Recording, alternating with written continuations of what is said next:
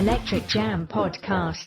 Greetings and salutations, everyone. Welcome to the ElectrikJam podcast. I'm Christopher, and I am here today with David Ross from David Ross Musical Instruments.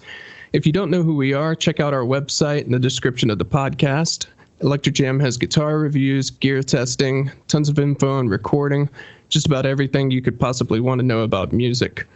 David, how are you? I'm good. How are you, Chris? I'm fantastic, except it's super wet in Atlanta today, and that's not fun at all. Gotcha. So tell us a little about yourself, David. What do you do up there in New York? Well, my name is David Ross. I'm located in Binghamton, New York, and I'm a guitar repairman, and I also have my own line of guitar effects pedals, which I make here in Binghamton, New York.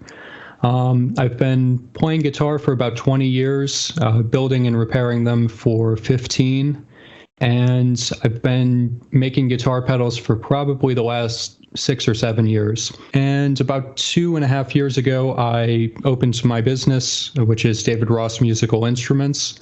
And I've really learned a lot in the last 2.5 years or so. And excited to kind of, be in business and discuss what I do here today. So that's awesome, man. How did you kind of get into working on guitars? Was it like a curiosity thing? Because I know that's what it was for me. Did your dad play or? My father's actually a professional musician. He's a multi-instrumentalist, and so he really got me into guitar. When I was about 13, my mother and my father, they bought me a Behringer Strat copy. It took about 2 years for me to kind of get to the point where I was starting to feel comfortable with the instrument. And once I kind of realized that I could play music that I was interested in, that's really when I took off with the guitar. And as far as repairing them and building them, it just kind of was a curiosity. I kind of looked at the guitar and I, took it all apart and kind of saw how it went together. And I just found it really fascinating. I guess I'm kind of the same. I think around 9 or 10 years old, I started watching MTV pretty religiously back when they still actually had music on there. And I think I saw Slash. And I was like, man, I really want to do that. And I ended up with an Epiphone Stratocaster. And if people are listening and wondering if that's even possible, yeah, it is. They made one, and it had the hockey stick headstock. But it was a Strat. Yeah.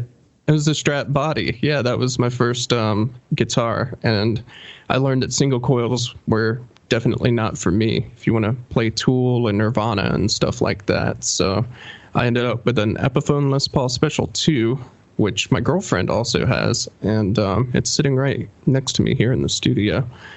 Excellent little guitars, especially the Korean ones back then. Why is it so important to have a guitar that is set up really well?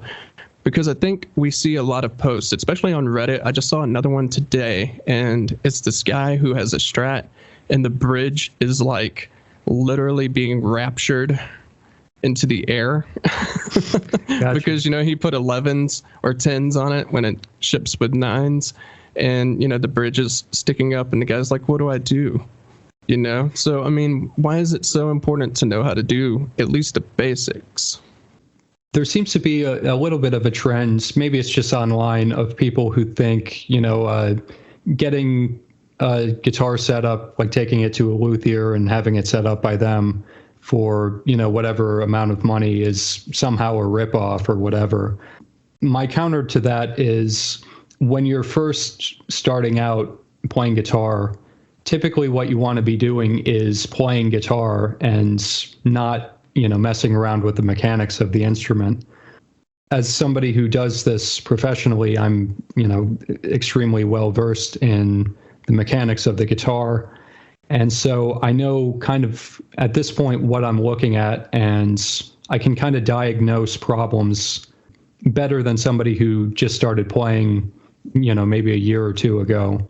It's just, I find that there seems to be a disconnect between somebody like me who repairs guitars and somebody who is strictly just a guitar player. Those two things don't usually cross over. But to elaborate on that, I would say that having your guitar set up properly, especially when you're first starting out, is really critical, because that's the point when guitars are most difficult for you to play, when you're first starting out. And so if you have to fight the instrument, you're not going to want to pick it up.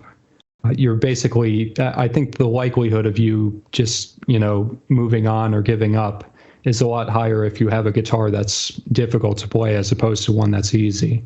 So I would say that that's probably the most important reason for a beginner to have their guitar set up. It's funny. You mentioned that guitar players and people who work on guitars or guitar techs, they usually don't intertwine very much. That's kind of interesting to hear. Do you get a lot of professionals that come in, like, people who gig pretty regularly or tour? I get people who gig regularly, some people who tour.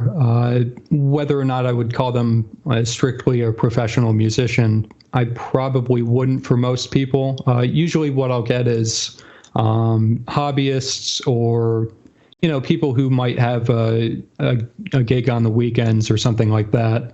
That's typically who I run into. Where I'm at in New York, I'm actually in upstate New York, about 3.5 hours or so away from New York City. And so it's a fairly small city. It's a population of maybe 40 or 50,000. So I kind of get the more hobbyist players or amateurs or semi-professionals. Well, we had a guitar tech on tour, and I ended up becoming really good friends with him during the early 2000s and the mid 2000s. And he taught me literally everything that you could possibly want to know, from changing pots to setting up a Floyd Rose to filing frets to, he taught me literally everything. And it was a game changer, because then I think it really changed my experience, because I could get a guitar out of the box and immediately know if there was something wrong with it. Like if you have a super high fret and it's stainless steel frets, that's going back to the store, man, because I don't want to mess with that. But if it's small things, like if it's fret sprout or something like that, I see a lot of people, especially kind of the newer people, they want to send a guitar back for having fret sprout or a couple of little finish damages or something like that. And we're talking about mid-level guitars, we're not talking about 2000 and above, import stuff. And learning how to do that stuff on your own is really nice. But I guess I could see where some people just want to focus on playing and they're not, maybe they're not mechanically inclined, I think that it's definitely worthwhile to, like, the more you know about the guitar, the better off you'll be. It's, if you can, even simple things like, kind of basic electronics or, even just tuning the guitar properly, like wrapping the strings around the tuning posts or that's a big one like that I see. Yeah, it's surprising how many guitars that come in that I see that, people don't really ever consider it. Usually, especially 3x3 headstocks. Yeah. It's a sizable minority of people who just simply don't know how to do it. But I think the more that you know about the guitar, the better off you'll be. I definitely think it's worth knowing something about it at least. Even if you don't ever actually work on the guitar yourself, being able to diagnose those problems and then take it to someone like you to fix it is, that's going to be very advantageous for anyone who wants to take guitar seriously. Yeah, I definitely think so. I usually find that the more the customer knows about the guitar and the issue that they're having, the easier it is for me to kind of move forward with it. If on the opposite end, if the customer really doesn't know or they misdiagnose it, then it kind of takes me longer to do my job and to try and figure it out. But I think it's definitely worth, like I said, definitely worth knowing as much as you can about the instrument. Yeah, absolutely. Because it's a lot easier if I come to you and I'm saying, hey, so I think I have a high fret on the 12th, on the 7th, and on the 15th. And I think the truss rod needs to be adjusted. Because then you have like a point of reference to kind of get started. Right. So I think it's important, even if you're brand new, learn the anatomy of the guitar, kind of figure out how everything works at least a little bit, so you don't end up one of those Reddit posts where you have a Strat bridge sitting at like a 45-degree angle, because it's definitely not supposed to sit that way. That way you kind of have a point of reference. But who like got you to pick up a guitar that wasn't family, like someone famous? Like who blew your mind? Like the first time you ever saw them, you were like, okay, I'm going to do this. I'm going to learn how to do that. I would say, I know you're a metal guy. So for me, it was Alexi Laiho from Children of Bodom. I remember watching him when I was maybe 14 or 15. And I've watched a live concert, and just every song like just blew my mind. It was like the best music I had heard up until that point in my life. And yeah, it was definitely him. Other guitar players around that time, I would say Zakk Wylde. It was definitely impressive with not only his metal playing, but also his kind of blues and chicken picking type of playing. Yngwie Malmsteen definitely very much impressed me. So I would say guys like that. It was kind of the early days of YouTube where, like if you found a guitar player, like you could just, you could really kind of discover other players through those players. And like I remember seeing Rusty Cooley for the first time and just being like, how could anybody play that fast? Like just completely blew my mind. But, on a 7-string sometimes too. And an 8. Yeah. Also, yeah. Yeah, he's nuts.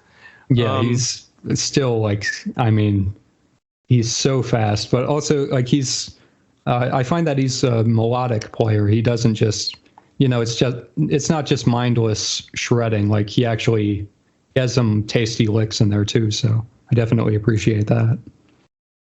While I am kind of a metal guy, I'd say that's like maybe 70% of the music that I consume. Also like Tori Amos and stuff like that. But the guitarist that really got me, like I said in the beginning, was Slash, 100%. The end of the November Rain video where he climbs on top of the piano and he plays the guitar solo, I was like, okay, it doesn't get much cooler than that. Yeah, Kurt Cobain, definitely. The whole grunge thing, that's kind of when I grew up, so all of those guys. But yeah, Zakk Wylde was big for me when he was in Ozzy. I loved No More Tears and all of that stuff. Like he was just next level. But yeah, David Gilmour is another one. Sure. I saw the live version of Comfortably Numb, and it was from the Pulse live CD. And it just blew my mind. I was like, I don't think that a guitar solo gets better than that. And I think that's kind of still the consensus. I don't think a guitar solo gets better than Comfortably Numb. Right. Maybe it does. But yeah, it hasn't happened yet.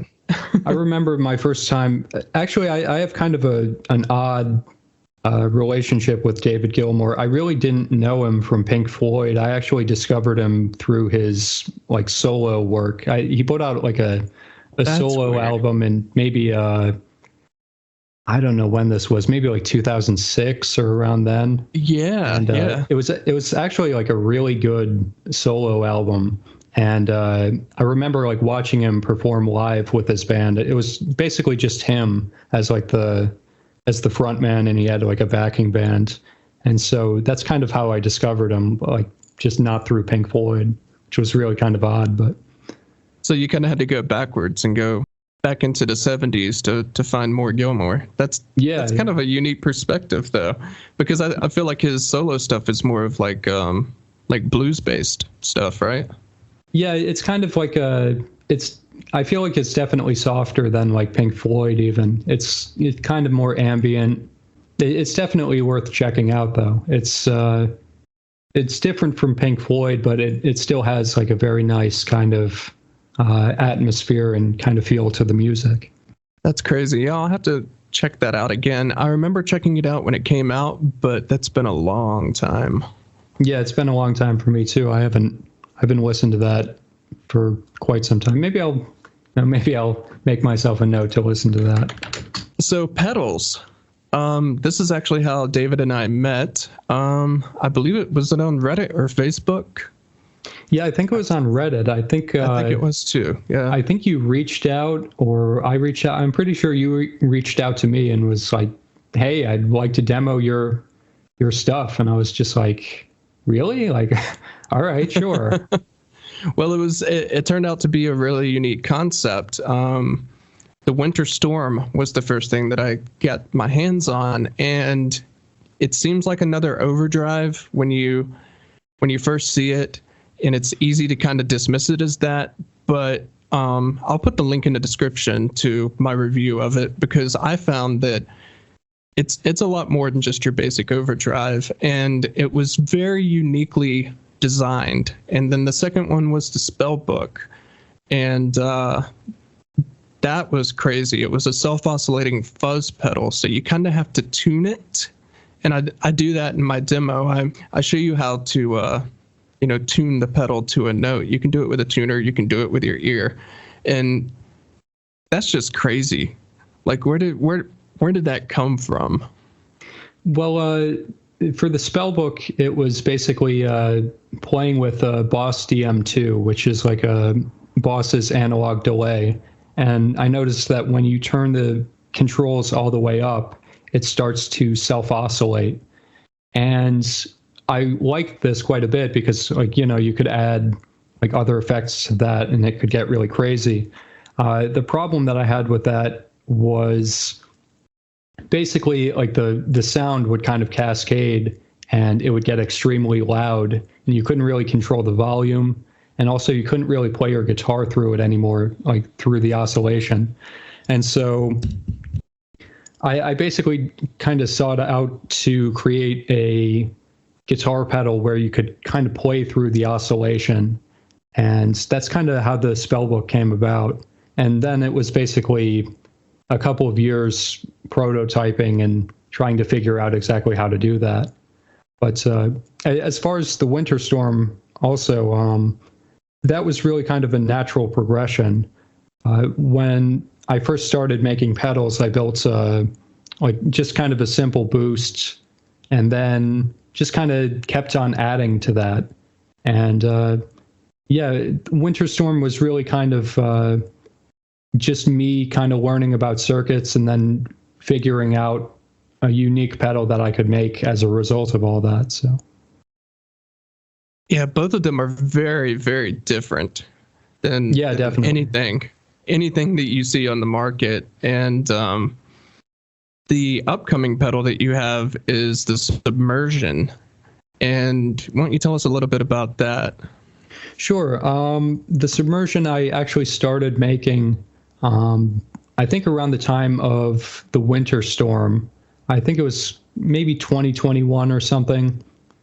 I had an idea for an octave fuzz pedal. I knew I wanted to make one, but I wasn't exactly sure how to go about it. And so typically what I'll do when I design circuits is I'll look for the simplest way to do it and then kind of take whatever I can find and then just kind of elaborate on it. And the Submersion, I had kind of a larger idea in mind. I wanted to add other features to it, but I found that it was just a very difficult circuit to kind of master. And just adding on to it didn't really seem to benefit it. And basically over time, I just kind of kept on hacking away at it. And eventually I got something that I'm really pleased with. I think it's a great sounding octave fuzz. And I wanted it to be something a little bit different from what you would typically find with octave fuzz pedals, where, they're either they have a ton of gain and not really a lot of control, not really a lot of sweep to the controls. And absolutely. Yep. Yeah, I also wanted, the frequency response, I wanted it to be more even across the spectrum as opposed to like, having a ton of bass or having a lot of high end or a lack of mids. I just wanted it to be very even. And I like the idea of blending in the octave. I think that's kind of a unique control similar to the Guan Centaur, where, you can get either a little bit of octave fuzz like into your already established tone, or you can add, really as much or as little of it as you like. And so that's kind of how the Submersion came about. It was definitely a difficult pedal to make, but I'm really pleased with how it turned out. It sounds really exciting because I use octave fuzz a lot in my recordings, and one of the problems I always run into is exactly what you just mentioned. You either get too much bass or it's just not clear enough. You don't have any clarity once you turn up like the octave a little bit too far, you start losing clarity. It gets too bassy, and it just kind of sounds washed out in a mix. So that sounds really interesting, man. That sounds super cool. That if you can have more control over it, because I always feel like there's a point on, like, Boss is definitely guilty of this, where if you turn it up just to the certain point, if you go any further, everything's too bassy, too washed out. Yeah, I've noticed that too with octave fuzz pedals, and I've also noticed that like the octave portion of the fuzz is usually in the background, and I wanted to make sure that the octave portion of my pedal was really to the forefront, so you're really hearing that octave, as opposed to other pedals where it kind of feels like an afterthought, or you really have to hold the note for a long time for it to kind of bloom out of the overall sound. I definitely made a concerted effort to make the octave kind of to the forefront. That's super interesting, man. I can't wait to try it. Hopefully we'll send it to me. I definitely will. Yeah. Yeah. Because the Spellbook, that song that you hear at the beginning of this podcast was inspired by that pedal. I just picked it up and started playing with it. I played with the Spellbook for maybe, 2-3 days, and I immediately had that riff. I had the middle part, I had the solo, I had everything kind of worked out already. So that really inspired me to write a whole riff, so hopefully the Submersion will do the same thing. Yeah, I definitely love hearing that sound and hearing that song that you created. Like it's super cool. Like that's one of the best things about making guitar pedals and, sending them out to people is hearing what they do with them. So that was definitely a thrill for me. That was going to be my next question, is how does it feel, when you hear someone, not only were they inspired, but then you hear what they did with your pedal, and maybe it's something that you didn't think would be done with it, and it's like you listen to it and you're like, wow, that's something that I made. That has to feel pretty cool. It definitely does. Yeah. It's always interesting to see what people do with the pedals that I make, because, I kind of have my, my repertoire of stuff that I play, and, some people will come out with things that I never would have thought of, or, they'll use it in ways that I never would have considered. Like there's one guy on Instagram who does a lot of work with synthesizers, and I saw him using the Spellbook with that, and it blew me away. Like I never considered that somebody would use it like that. That's awesome. Yeah. I think I saw that little clip. He was like running a arpeggiated synth through it or something like that. It sounded awesome. That's crazy, because I have a bunch of vintage Korg synthesizers, and I'm a big Depeche Mode fan. I guess I'm out on that one now. So I love Depeche Mode, so I collect all the stuff that they use. And, I thought about doing that with the Spellbook also. And I was like, no, I'll just use it for the intro. Let's use it for the guitar, because that's what you mean the Spellbook to be for, But yeah, Sure. Using it with other instruments. I know you used a bass on one of your demos that you posted on your Facebook.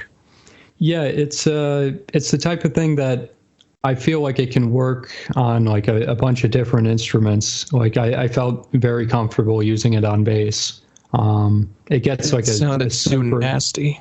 Yeah, it gets a super gnarly sound, and so especially with I used my father's Gibson EB3. I think I used the like the Mudbucker, the neck pickup, and it sounds like just super bassy and very cool. So I definitely like playing that one. As far as you know, has anyone kind of, sort of notable or famous ordered a pedal from you yet? I don't think so. I have a fairly small reach in terms of that type of thing.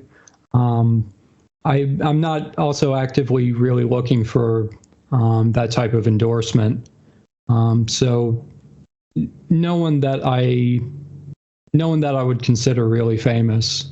Kind of like people that you might know on Instagram and stuff like that. But as far as like professional musicians, not at this point.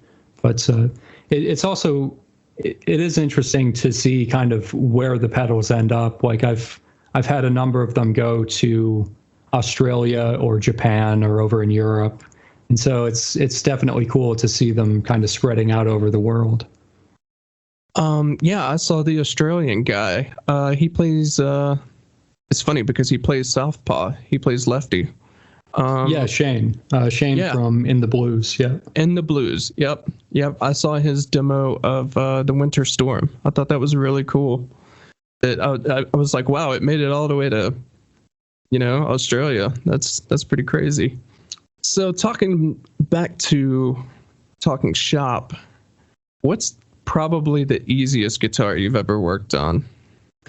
I would say came into your shop and you were like, this will be 5 seconds. Well, occasionally I'll have something like that where, a customer will bring in a guitar where, like let's say the output jack doesn't work and, it just needs to be resoldered or replaced. That's usually like, a 5-minute type of thing.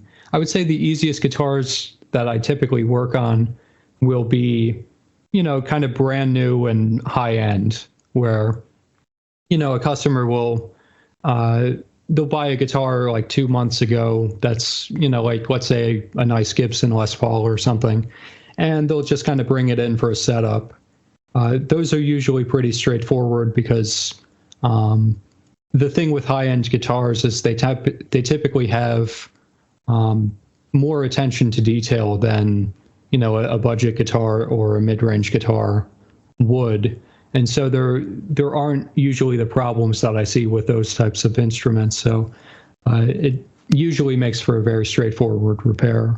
So what would you say was the biggest nightmare you've ever had? Those nightmares, I can't really pin down one, but usually nightmare guitars are usually ones that have sat in the closet for 10 years with the strings off. Basically neglected guitars. Old guitars can also be very difficult, especially ones made from, made in the 60s, maybe budget guitars from that era. Some of those don't even have a truss rod in them. No. Although usually when they don't have a truss rod, they do have a very substantial neck, which is something of a benefit. I've encountered a number of guitars where they don't have a truss rod, but the neck is so thick that, the neck is straight, which is, I'd prefer to be able to adjust the neck, but, I'll take it. But usually the guitars that are nightmares are ones that are just, usually neglected or not very good to begin with. Like, for example, Taisco guitars from like 1960s Japanese electric guitars, where, you know, they were really budget guitars at that point. And at that time, the Japanese were really kind of just beginning with building guitars. And so the quality control was really awful. And, you know, you couple that with, you know, budget instruments where they have just, you know, every problem imaginable. It can make for some really tricky repairs. But yeah, I would say typically the ones that are difficult are the ones that are neglected. Speaking of budget guitars, have you come across any of we were talking about these last week with the Amazon guitars, like the eArt or ElectrikJams, however you pronounce it, or Harley Benton, or any of those that seem to have like really crazy spec, but they're only like $400. Have you come across any of those? None of those sound too familiar. I've seen Harley Benton guitars locally, but I haven't encountered them yet. I think Harley Benton is through Thomann, which is a German-based company. I think I feel like they're more popular overseas, although I think that they're making more of a U.S. entry these days. But I haven't seen those guitars. Usually what I'll see in this kind of region is a lot of Gibson, a lot of Fender, Taylor guitars, usually just kind of, you know, typical guitars that have been around for quite some time. Occasionally I'll get kind of oddball guitars, but usually it's fairly traditional.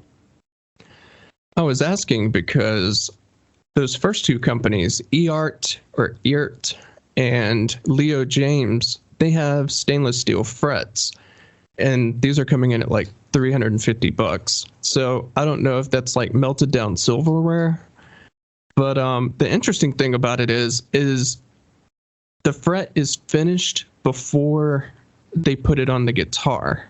It's a really weird process. So they round the edges completely, and then they cut the fret nibs of the edges also, and the tang of the fret that seats into the fretboard.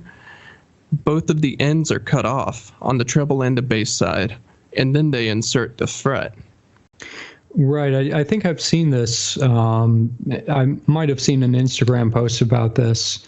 Yeah, I'm not sure how I feel about that, because like my experience with budget guitars has not been, you know, there's a reason why they're, you know, sub $500. I don't know. I think that it might work out okay, or it might be the type of thing where, you know, if you run into a problem with it, it could be really, you know, it could be a real nightmare. Yeah, that's what I was thinking, because when I had it in my hands, I had one of those eArt guitars in my hands, and I was going to review it, but there were so many problems with it, like the components, the pots were like less than dime sized, the output jack was trash, the wood was really nice, it was like it had good bones, but then when it came to those frets and how they seat them in there, I mean, you don't have any room to work with those now, because I kind of measured it and I was like, well, if I was going to file these frets, if it ever did have fret sprout, there's no room to file it, because the E strings on the bass and the treble side, they would slip off every time you bent a note. Yeah. You know? Yeah, typically I see this type of work on like a very high-end, like custom guitar where, you know, the luthier will, you know, they'll round over the frets and like make it very kind of stylized. I would be very skeptical of, you know, just kind of a newer company doing this, especially for budget lines, because, I mean, I think that if you're going to buy a budget guitar, you probably want to stick with like a Strat copy or a Les Paul copy or something like that. something where there aren't a lot of moving parts to it. As soon as you introduce complications to these types of builds, I think you're asking for trouble. They'll have issues where, let's say, for example, the neck is not aligned properly with the pickups, which are not aligned properly with a bridge. There's a lot of things to get wrong. And if you're not paying attention, then things can really go south. Like building guitars, it's a difficult thing. I think at this point, if you're going to get a budget Strat or a Tele, I mean, they've been making Strats and Teles now for 70 years. Most companies are going to have it down to some degree. But like I said, if you introduce complications of this variety to sub $500 guitars, I really think, like I said, you're asking for trouble.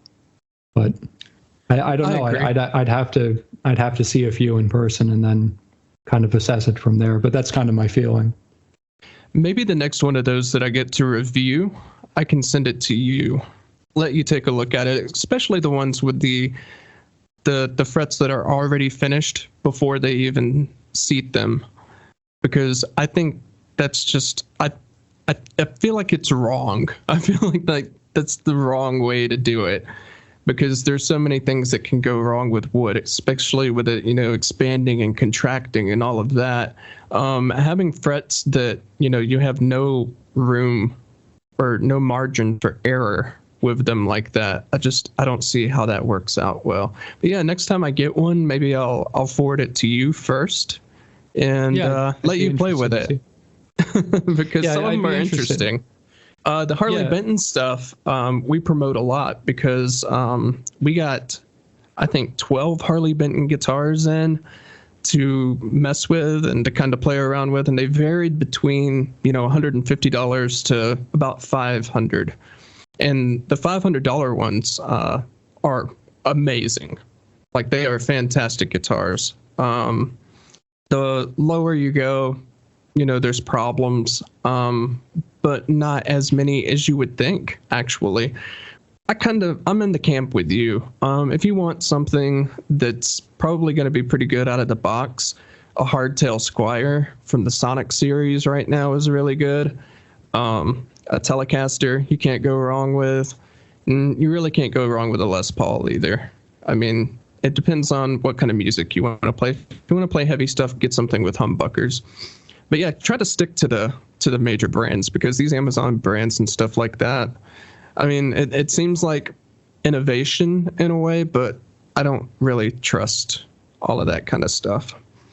No, I think that I see issues on guitars that are, $2,000. I mean, it really depends on the individual guitar that you get.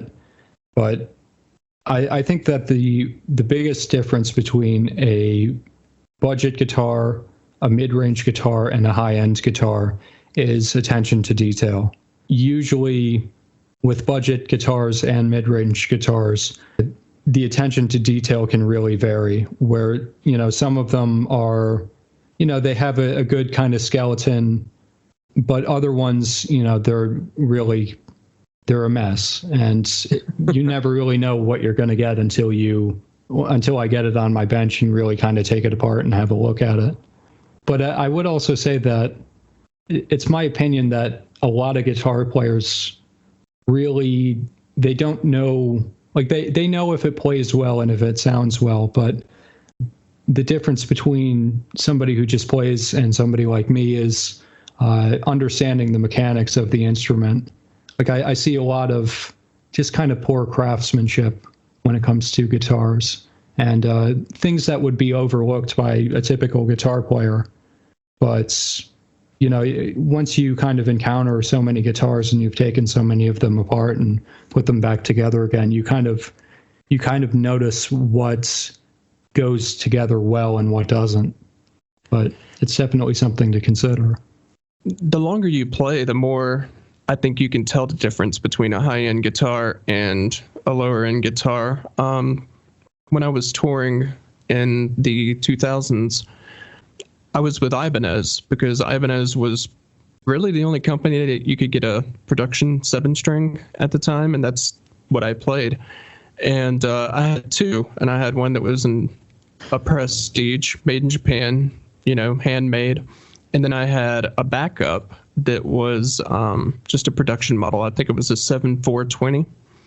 Both of them had the Edge tremolo and everything with it. But the Prestige one just had this feeling when you strapped it on and started playing that was like totally different from the other one. And yeah, there was like a $1,600 price difference between the two, but you could definitely feel it. I can usually pick up a guitar and tell right away. And in fact, I can usually just look at a guitar, just hanging up on a wall and kind of size it up pretty well. It's like I said, I really feel that the difference is attention to detail and craftsmanship. You can make a guitar look nice, but whether or not it actually functions properly is a whole different thing. I think probably the strongest thing that import guitars have is probably the finish. I think a lot of them are finished really well, but there's more than just, there's more to a guitar than just a paint job. But I would say that that's probably the best thing about any import guitar is the way that they look. I feel like Korea nowadays has kind of become the new Japan. I feel like World Music Instruments and stuff that comes out of that factory in particular, mostly the LTDs and Schecters and stuff, man, they just knock it out of the park with craftsmanship. And you can definitely tell. About half of mine are made in Korea now. I have a USA, 2 or 3 Indo, and 2 or 3 Korean ones. The Indonesian ones are also getting better. I think they're kind of getting to where Korea used to be in like the 90s and the early 2000s. But I think Korea has kind of stepped up now. My most recent guitar was the Sun Valley Super Shredder with the exotic woods, and it's made out of black limba and has a Wenge neck. Absolutely amazing guitar, and I did nothing to it out of the box. Well, I lowered the bridge, but other than that, nothing. It's still playing amazing. While with the Indo guitars, I've had to do mild fret work. Like I have a Nick Johnston traditional. It's a Strat. I mean, like, let's be real, it's a Strat. But it needed a little bit of fret work and just a little bit of fret sprout. But, that took an hour of my time. But otherwise, absolutely magnificent guitar. It really kind of depends on how long countries have been into this type of thing. I mean, U.S. has been making electric guitars for, it really kind of came into prominence in the 50s, so about 70 years. Japan actually kind of got into it around that time, but I would say at a much lower level. Like 1960s Japanese electric guitars, I mean, were pretty terrible. But over time, I mean, they've really progressed, and now they're among the finest instruments in the world. And so I think the more time you have doing these types of things, I think the better off you'll be. And I will say also for the Japanese, like they really care to be good at this. I think that the difference is, there are companies that are just, putting stuff out just to put it out. And then there are companies that really, care about the products that they're making.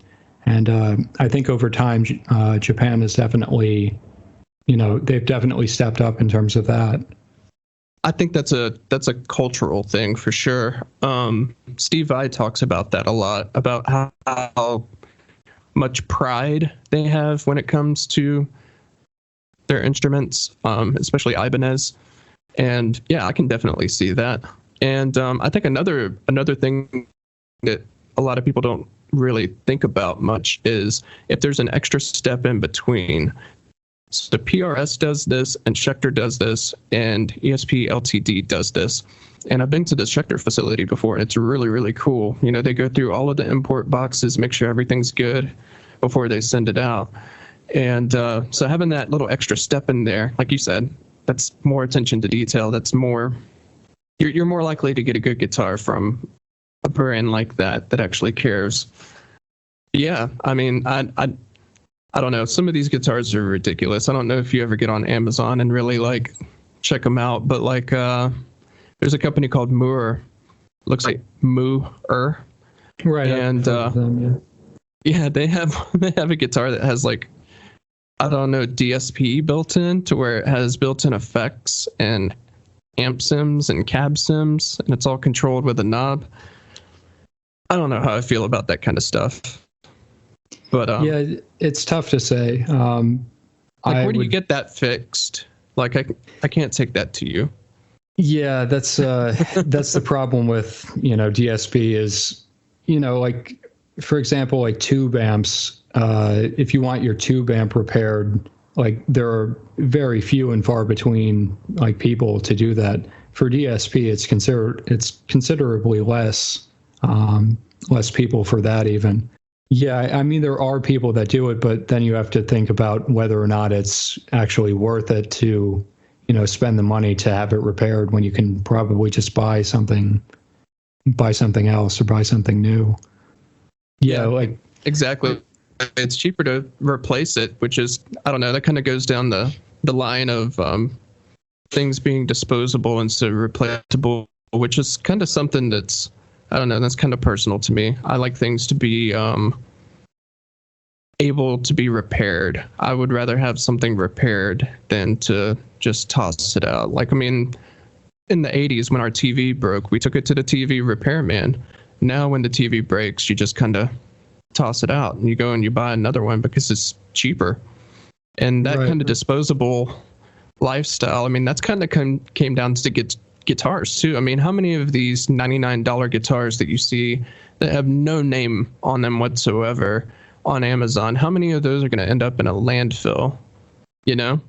I've got a couple of them sitting behind me right now, and one of them I tried to adjust the bridge and the little grub screws are all stripped out, like every single one of them. So luckily I have a Fender bridge that I can kind of cannibalize, but I mean, otherwise, I mean, if I was a beginner and I bought that, I guess I'm just not setting my string height. Right. Yeah. Yeah. That's the thing about higher end guitars also is, they need maintenance over time, but there shouldn't be anything that goes catastrophically wrong with them as long as you maintain them to some degree. Whereas, a lot of the guitars that people will bring to me, they'll have an issue or multiple issues where it costs as much or more to have it repaired as the guitar is worth. And at that point, it's usually not worth doing from the customer's perspective. But yeah, that's another thing to consider about, budget guitars and kind of mid-range guitars is if something goes wrong with it, how much is it going to cost to repair it?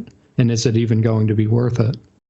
Exactly. So I had another question for you that we didn't discuss prior, but we'll get down to that last question. But I had another one because I'm really interested in this too. How do you feel about the Inspired by Gibson line that's coming out by Epiphone? They're 1-to-1 copies, just with the Epiphone label on them. They have the open book headstock. They have everything. A good example would be the Kirk Hammett Greenie. Gotcha. Yeah, I've heard people discussing these, but I haven't looked into them myself just because I don't know, for whatever reason I just haven't. But what do I think of them? Do they have a price point? Yeah, so the one that I reviewed was the 59 Les Paul, and it comes with a case, and it comes with a COA, comes with everything you could possibly want, and it was $1,000 pretty much on the nose. I see. The Greenie, on the other hand, is about $1,400, and it goes up to about $1,600. So it's kind of blurring the lines of entry-level Gibson and Epiphone. However, these do come with Gibson pickups, and they come with really cool pots, Switchcraft hardware. It comes with pretty much everything that you're going to get on a high-end guitar. It just says Epiphone on the headstock. Well, my feeling on this, if people are into it, then, by all means, like, go for it. At that price point, I would just be more inclined to buy an actual, buy a Gibson. I mean, you're almost there already. I mean, you could get a used one. Yeah, you could probably get a used one for close to that anyways. Like, I for example, I bought my Les Paul used for like $1,800. I'm not quite sure. Like, as far as hardware is concerned, that stuff doesn't really matter to me so much as just, like I said earlier, craftsmanship, attention to detail. Mm-hmm. Yep. I mean, you can put great parts on a terrible guitar. It's still going to be a terrible guitar. Yep. I guess we'll just have to wait and see what the market, has to say about it. But for me personally, I would probably just, save an extra few $100s and just buy a Gibson. See, that's kind of where I am at with it, with those also, because I mean, I saw the Explorer, and the Explorer is really cool, but like, it's $1,200. So I pulled up Reverb and I looked for the black 60s Explorer with the white pickguard, and I found one for like $1,900.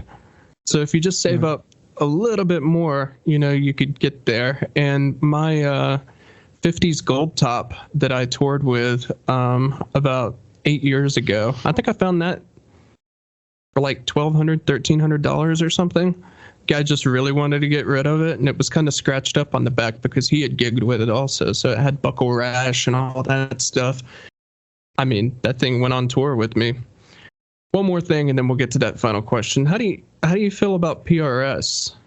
Yeah, I've actually had a few of them come in recently. I've had a couple of USA models, some high-end ones, and then I've had a few of the Korean-made SE line.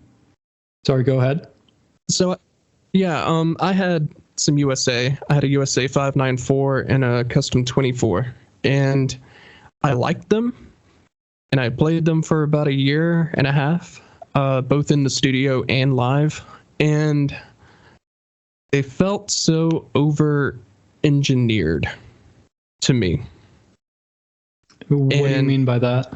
It's kind of hard to put into words. So like, everything is perfect on it. Some people, I guess, like to fight a little bit with the guitar, maybe just a little bit. But yeah, everything is just like so perfect on the guitar. So first of all, there's nothing that you can do to upgrade it. So if you like to mod your guitar, don't buy a PRS because it's already perfect. But I don't know, it just felt like so over-engineered. Now Paul was in the news 2 weeks ago talking about the new tuner buttons that they're using.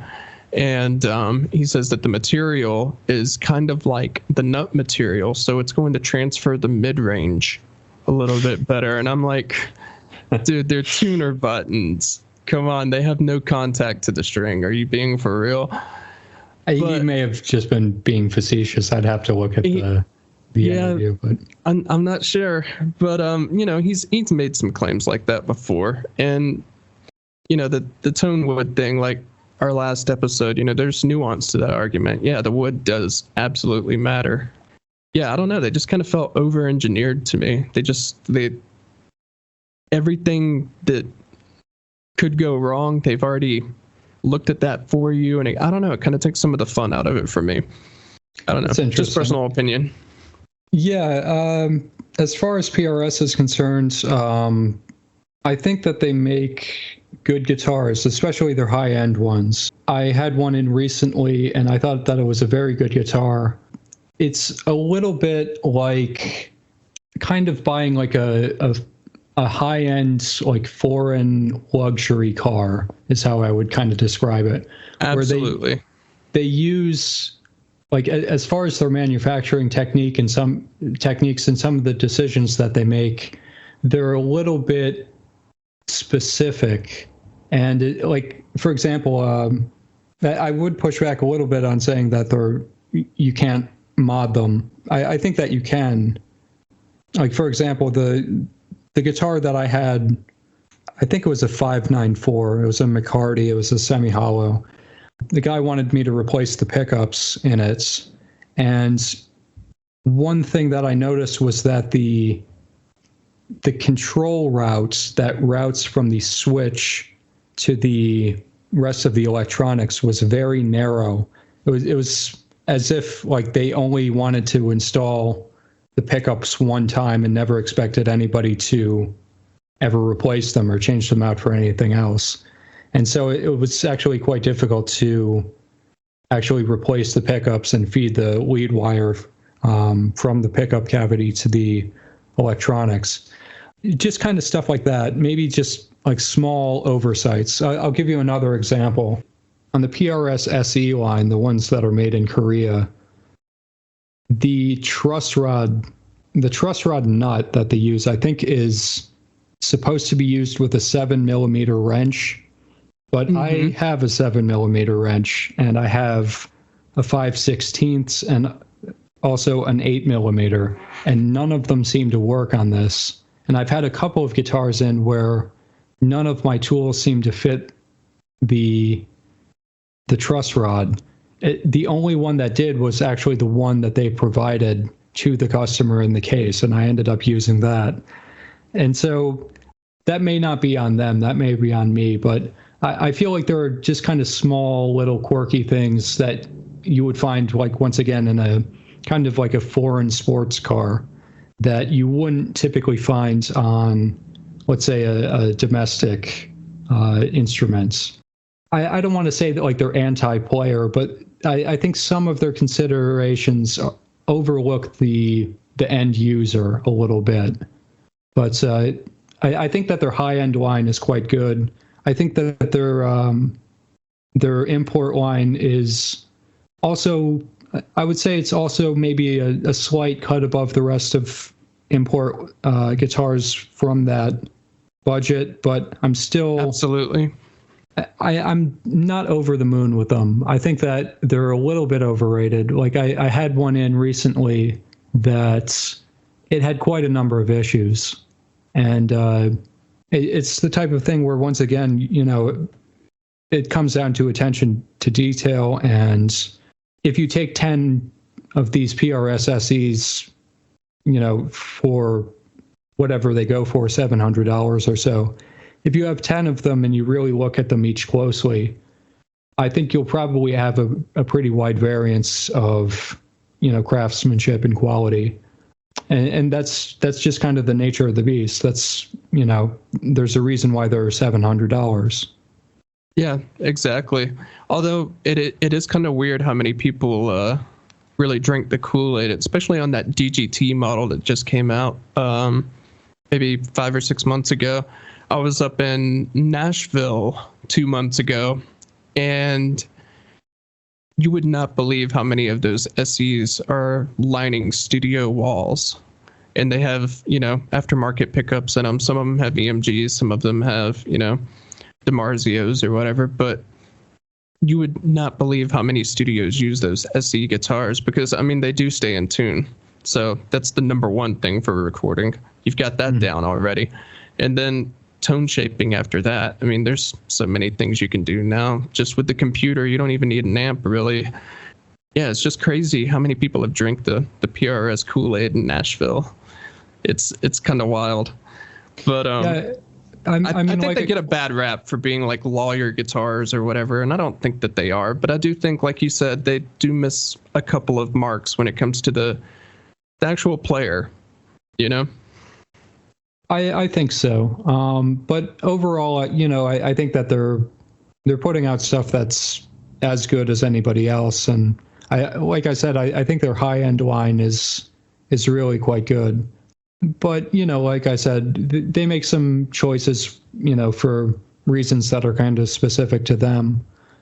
You know, it works for them and people seem to like them. So I can't knock them too hard. I did like the 25-inch scale length. That's such a small thing.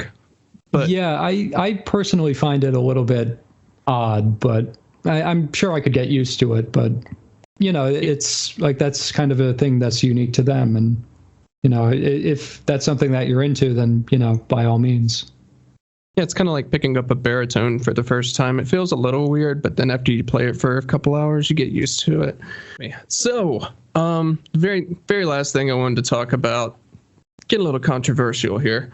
What do you think the difference is between a real, I'm saying real in quotations, like a real luthier or guitar tech, and someone that kind of went to YouTube University? And I think you see a lot of these people that go to YouTube University, and you see them in forums, especially on Reddit, and they give like the worst advice, like the absolute worst advice about things. It's not like you go to, well, you can go to school and get a degree in Luthiery, but most people don't. So I learned a lot from my own guitar tech, and he had been doing it for, I don't know, 15, 20 years. He started experimenting on his cheap guitars, moved up to his expensive ones. Next thing you know, he's on tour with us. So, but I learned so much from him, and I kind of work on my own guitars now. I don't remember the last time that I had such a big problem I had to take it to somebody. But what do you think separates people that are kind of amateurs and have maybe watched a few videos, and people who I guess are like us, that we actually do work on guitars pretty regularly and kind of know exactly what to do?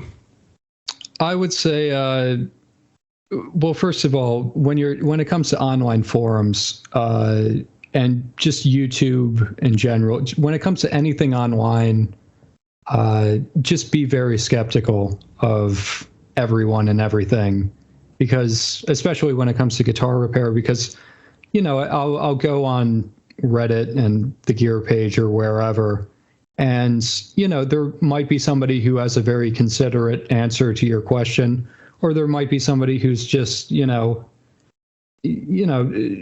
typing what they think is the correct thing, but they have no idea. Also, there's another thing where it's really tough to diagnose problems through pictures on the internet. Basically, whenever somebody contacts me and they send me pictures, I tell them, bring it in to me so I can actually have a look at this thing.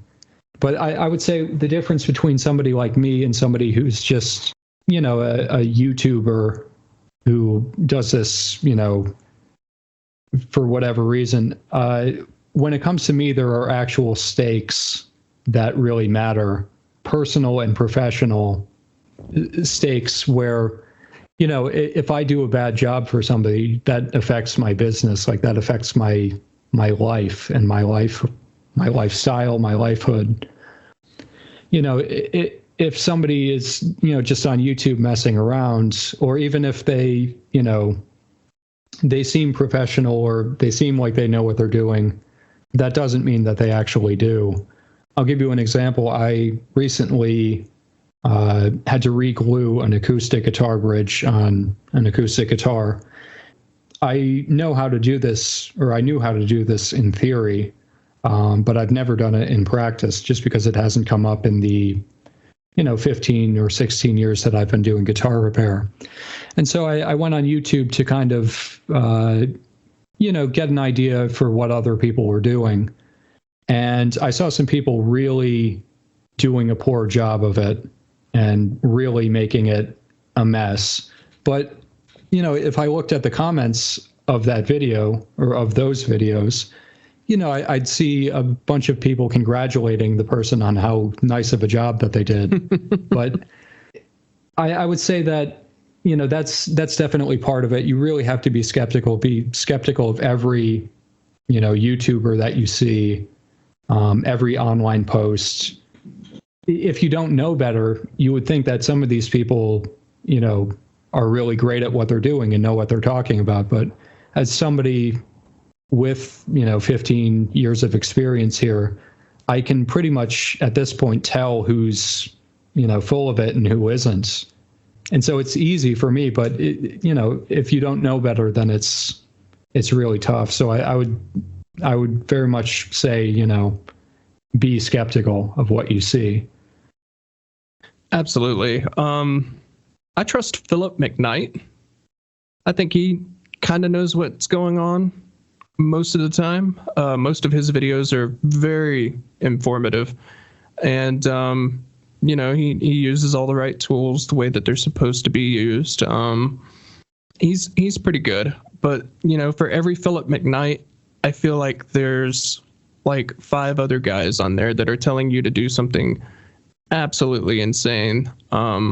I just watched a video the other day, and it just happened to come up because YouTube was playing in the background, and it was adjusting a Floyd Rose bridge, and the dude was talking about how to set the string height, and he just did it with the strings under tension, and I was like, whoa, that's not cool. And again, like you, I looked in the comments, and I was like, no one pointed out that you don't adjust that under tension. I mean, that can cause all kinds of problems. I mean, you're basically screwing a knife edge into a post when you're screwing it down like that. Like, don't do that. And I did comment. I was like, hey, don't do that under tension. That's not supposed to be done that way. Even if you've done it 100 times and it's been fine, you know, it says in the instruction manual, don't do it that way. Yeah, I don't know. I've seen some real nightmares on there, man. Yeah, I'm there with so you. have I. But I've seen some really bad stuff.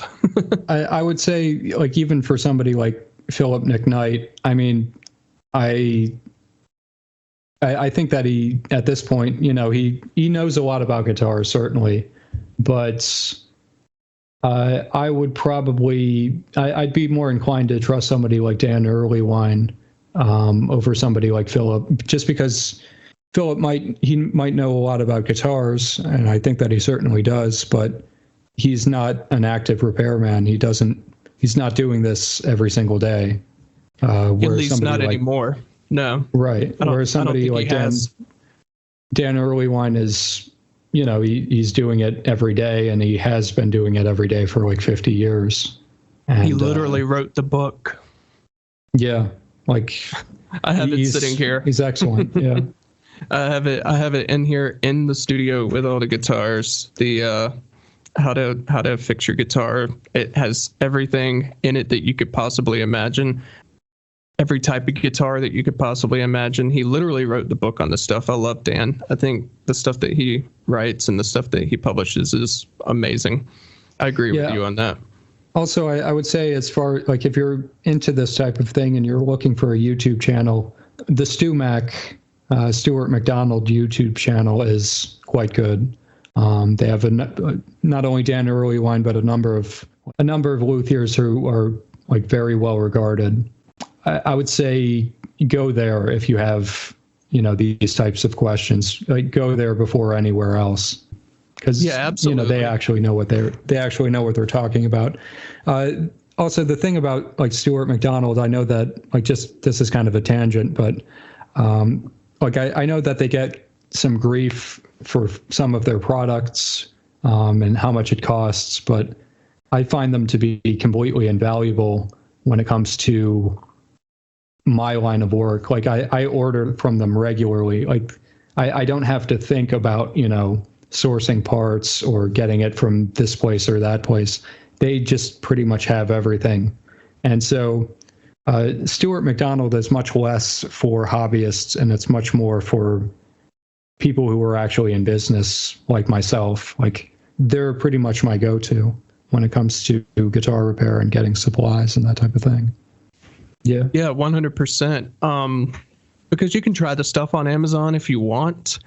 I have a fret crowning file from Amazon that has been okay, and it's about half the price of the Stu Mac one. I had a fret edge file that, same thing, it's about half the price, but the Stu Mac stuff is going to last so much longer. I mean, I think I could probably crown frets one more time with this thing that I got on Amazon, and then the diamond coating's just going to be gone. It's going to be trash, you know? And that goes back again to having things that actually last versus, you know, just tossing things away. I think it's better, instead of buying 10 files from Amazon because they keep wearing out, just buy the one really good one from StewMac. The same thing with the fret erasers too.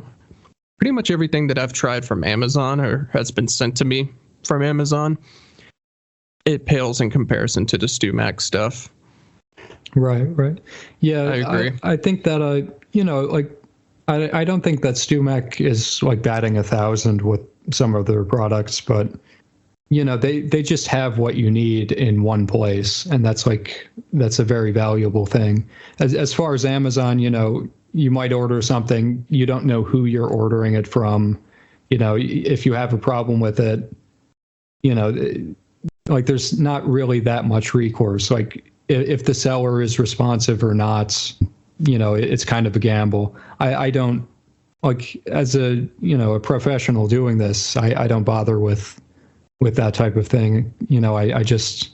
I order it from one place because there's no mystery involved. And that's valuable because, if let's say I order from Amazon or from eBay or wherever, and I have an issue, it might take me several days to resolve that. And then, the customer is wondering why, I'm taking so long to fix their problem.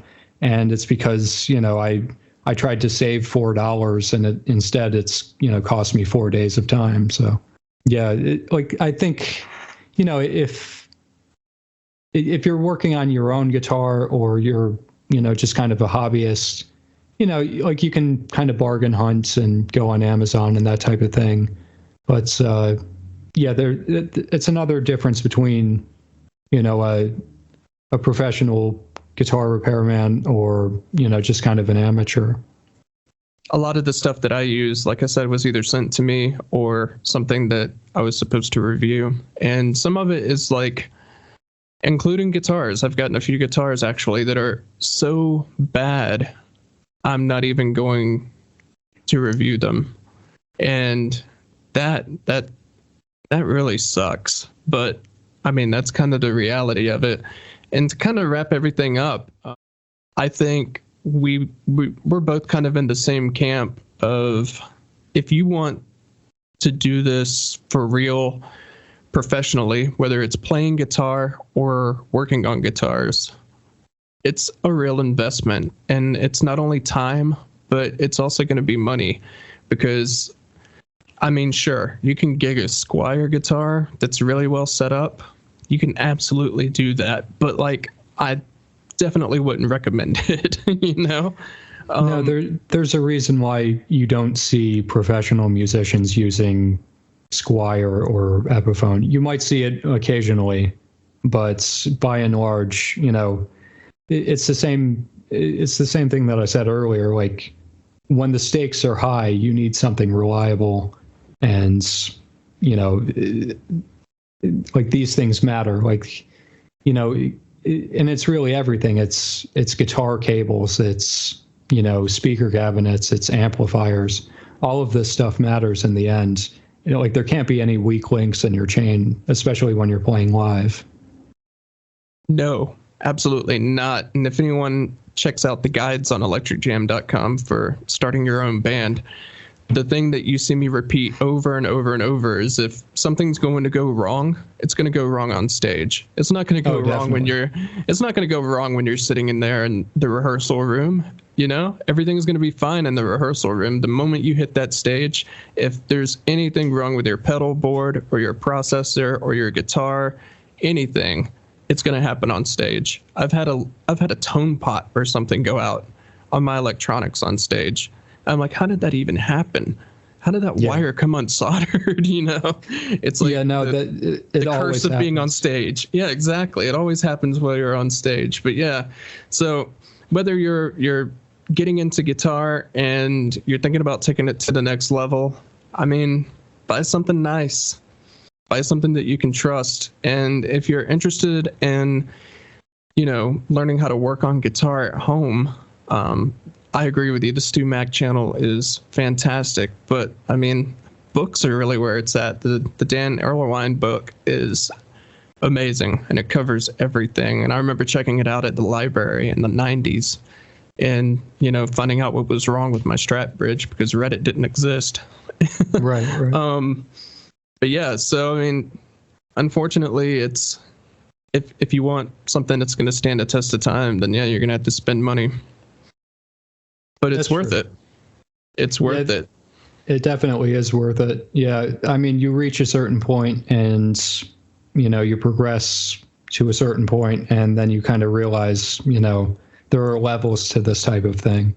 It doesn't mean that you need to spend an exorbitant amount of money on a guitar. Like, for example, the guitar that I use regularly was $1,800. And, I've put some money into it, but it's, it's a workhorse and it's a really good guitar and, something that I intend on using for many years to come. So I think that there's definitely a balance between getting something that's very good, that's going to last. And, it doesn't have to be the most expensive thing in the world, but there will need to be an investment made, and these considerations can be made over time. Yeah, absolutely. You don't have to start out gigging with a $2,000 guitar. I certainly didn't, but it definitely makes things easier as you go along. Right. But I really appreciate you coming on today, David. This has been awesome, and especially kind of looking into how you come up with your pedals, because if you guys haven't checked them out yet, links will be in the description for everything. Check out his pedals. They are wild. They are totally next level. He always has really interesting artwork on the pedals themselves, which I think is really cool. I think the Spellbook is probably my favorite because it does look a little metal.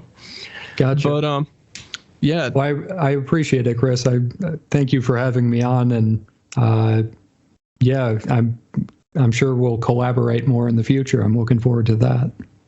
Yeah, absolutely. As soon as you can get me a Submergent out here, I will definitely do a video. It'll be a lot of fun. Hopefully it'll inspire me again. Yeah, I should. I'm hoping to have those out in early May, or maybe by May 1st, something like that. But we'll see. I'll definitely keep you posted on that one. Yeah, that sounds great, man. As far as next week goes, everyone, I think I will be with Richard again. And Richard and I still owe you guys an episode talking about what we think makes a great songwriter or a great song. And Richard and I have very opposite views about this, because Richard is more of a listener and I'm more of a player, and I have a musical education and he doesn't. So we have very different views on what we are looking for when it comes to what makes a song really stand out and what makes a song really amazing. So tune in next week for that. And until then, we will talk to you later. Thanks.